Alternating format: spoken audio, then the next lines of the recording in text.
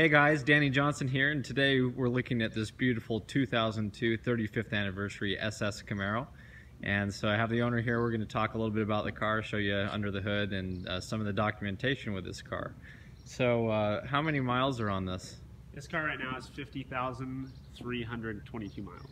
Yeah, that's pretty low for 2002. And tell us a little bit about what makes this car different than a typical Camaro you'd see on the road. So the typical 4th gen, if you're lucky, you get the Z28 package over the V6, and that's a fun car to have. They have a lot of power. They have a lot of high ratings. A lot of people like them. Now the SS package on top of that is an option which gives you a hood scoop, the appearance, a spoiler that has a little higher rise. It gives you suspension, Bilstein shocks and things like that, and overall difference in driving, which is really worth the package to get the SS. And then on top of the SS, this car is a 35th anniversary, which is a limited production car. They only made 3,000 of these roughly, and this is one of those 3,000. So very rare car, limited number. Less were made with T-tops and with a 6-speed option. So finding one like this is almost impossible. Since age 6, I've been trying to get my hands on one of these exactly like this with this trim, and obviously it's taken until now, and it was by coincidence and luck and a lot of blessings I found this car. Very cool. So one of the main things I love about these Camaros are, for the SS, is the rear wing. So tell us a little bit about because you also owned a Z28 standard at one time, right? Yeah, so the difference with the Z28 and the SS spoiler, the SS rises up and it has 2 bars in between. I'll show you here. These 2 bars are the difference, and it flips up instead of a flat line. In the Z28, you'd find a flat line spoiler. Very cool. And these stripes are all factory, right? That's right. All these stripes come with the 35th anniversary package. Very cool. And it looks like we still have the stock exhaust on it. Yep, that's the SLP exhaust option that you can get. And it's a little bit more aggressive than the Z28 exhaust, which in my opinion can be pretty aggressive, and the SS just makes it a little bit a different note. Very cool. And so what's the actual color of this car? I'm not sure what the color of the red is, but it's just the stock. Okay.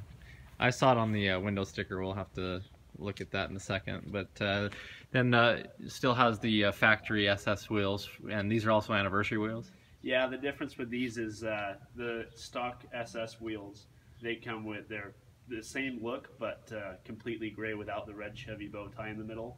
And the 35th anniversary has black on the insides of the spokes, as well as that red bow tie. Very cool. I like those wheels a lot. I think that makes a really good statement. And as you mentioned, it has the T-tops, which are really cool. And let's go ahead and go under the hood and see what she has. Okay, so tell us about under the hood here. Has anything been done to this car? No, this car is 100% bone stock, down to the radio sticker, which we'll show in a minute.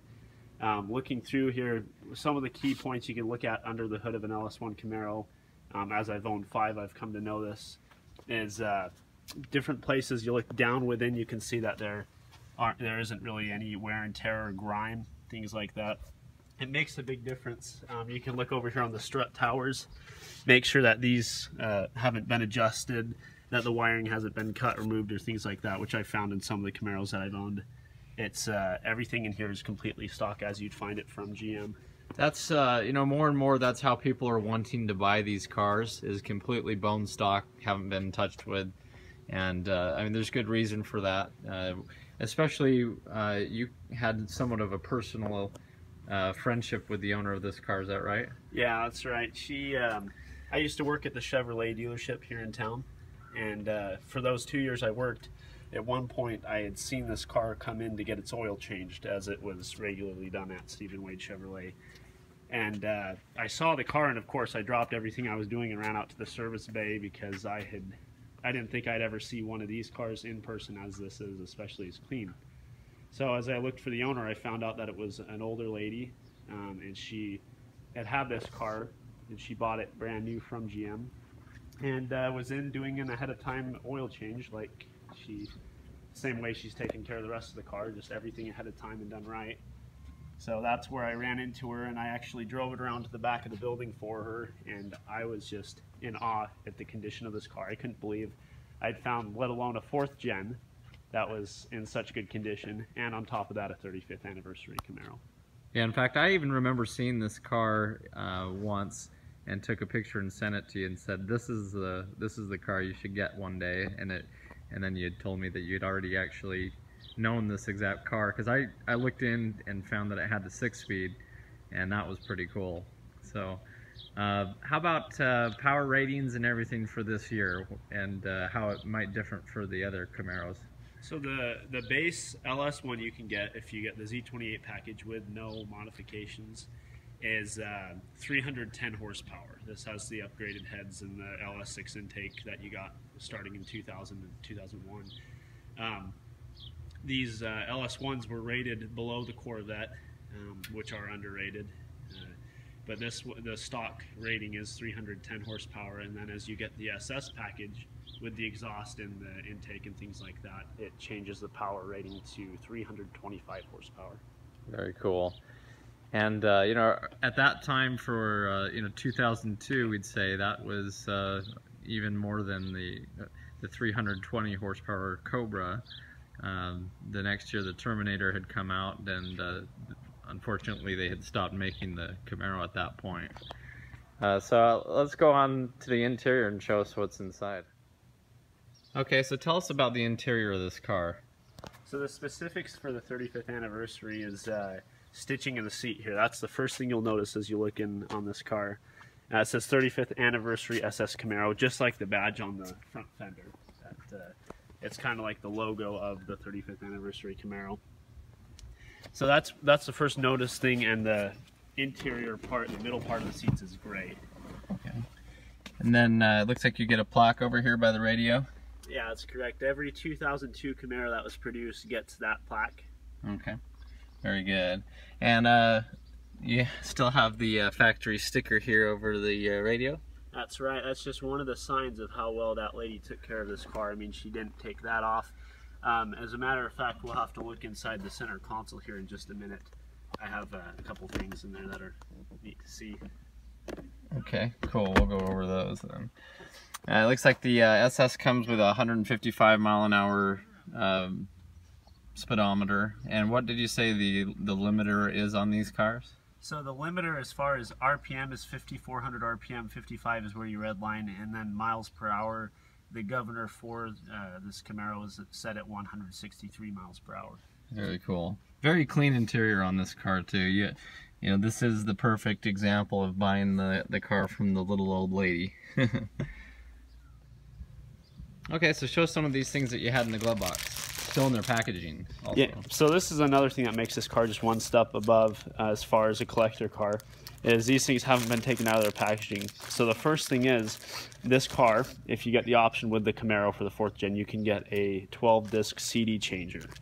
And that CD changer sits in the back, and there's a cartridge where you load the CDs into it. Now, as you can tell, this cartridge is still in its factory packaging. And this is how everything is for this car. Everything that came with the car that was specific to the car or an option is still wrapped up or packaged just like you saw in the radio sticker. As well as this GM polishing cloth. They give you this when you buy this car new. And I guess these sunglasses are another thing. So all three things that I've had here are sitting in the package just like the rest of the car. That's real neat. So this is a very well documented car, as you can see. It has a lot of the dealer brochures at the time, and especially the window sticker. So tell us about some of these documents and what they are. All right, so the two first ones you'd see right off the bat and notice are probably the window sticker here and the price tag, added prices, things like that. But we'll take a look at the window sticker first. Looking through, you have all the standard equipment, everything including the Z28 mark that makes the car a V8 in the first place. And then you have the added, all the added packaging here, which includes the SS Performance Appearance Package. And that gives you the SS hood scoop, the SS spoiler, the suspension, gearing, things like that. And then on top of that, you have the 35th anniversary package for this car. So between the two, I mean, this you can't get this package without the SS package, obviously, and you can have all the appearances that come with the anniversary, and it makes it a limited number within 3,000. That's very cool. And that's interesting to see. $22,000 is a base price for these cars back then. Then this adds another $10,000 of options. You're still $33,000. I mean, that's what these cars did cost at that time. But that was, you know, looking at today's inflated prices, that's quite a difference. Okay, so tell us a little bit about these brochures. So these brochures are just kind of the standard printout that they would give people to entice them to buy the SLP package back in the day. Some of these different ones show the wheels, some show the intake, some show the exhaust or the exterior options. And this one looks like a wheels option. I mean, it's talking about exhaust and your suspension up here that they put Bilstein suspension, which was a major enticement to buy the car in the first place with the package. This one just talks about the engineering it and showing off some of the different styles you can do, like the SS hood insert, the center mount exhaust, which was a very rare option for this year, and the SS wheels. So again, this is kind of like the base SS package, like as you start, and then the 35th anniversary has some additional keys to this. That one, it's kind of the same. They're all showing different things one at a time. Center mount exhaust and all that stuff again, and then that's a overlook of the car, just talking about some of the optionings and things that it adds to the performance. Okay, so show us some more of these documentation. All right, so yeah, these are a few more documents that are in there. I mean, there's a stack thick of documents and also the maintenance records for this car we could show a little bit later. This first one is what caught my eye as I was looking through the paperwork. It's talking about the 35th anniversary Camaro, how it's the last one, and it goes through the whole history of the Camaro. So it shows, you know, the original SS Camaro with this one's hood kind of in view. Shows 67, 68, 69, the first generation. Goes on to the next generation, 70, 71, 72. And it goes through telling specific things about every year, because every year it seems like something got changed, even if it was very minor. And you can see some real classic looking Camaros in here. As you get into here, you're getting into the third generation territory. There's two more of them. Then we have the fourth gen, which was an amazing car to have, the LT1. Very powerful car. Shared the engine with the Corvette for the first time. And I remember that one when I was walking around our neighborhood when I was younger. And you know, my Mustang was a 150 horsepower V6, and I remember looking at that as 280, I think it was 280, 285, something like that, and just thinking about how much power that was, you know, especially for 1994. That's right. Very special cars, unique in a lot of ways. There's the updated, they did the facelift in 1998. Which that was the first appearance thing you'd notice, but then they shared the engine with the Corvette, the LS1. It had a little bit of a detune, but it was the same power plant that the Corvette had. And how about those amber taillights? Everyone knows I'm a big amber taillight fan with my Cobra taillights. Yeah, that's right. It's something you would notice very first off. You could see there on this car as well. That came in 1997, actually, before they did the facelift. So 97 was the first time you saw the amber taillights. 98 and up were the first LS1 cars that they had made. Very cool. So the last page in this book is to show the 35th anniversary. Now, as a kid, when I was 6 years old, this car came out. And as we're brothers, in our room we had this poster up. And we had a model car that my brothers had given me as well of this. So as you can tell, it's a very iconic car to me, and very special. I couldn't have imagined getting a better car that would have meant more to me.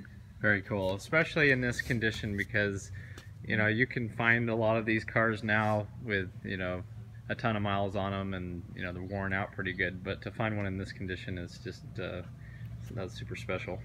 That's us. That's right. And then here's a little note. I think this is a sentimental part of the car just for me. The lady who owned this, you can see dating clear back to, let's see which the oldest one was. At one point, she wrote a note that first time I saw her at the Chevy dealership that said I wanted the car. And she told me she put my name in the file, which now I understand the file meant a whole stack of paperwork, which I couldn't have imagined having a better setup for a collector car. But she even mentioned that Justin was my brother because I served an LES mission and I wasn't able to answer phone calls when she'd call. So she would talk to Justin and keep up with him on the status of the car.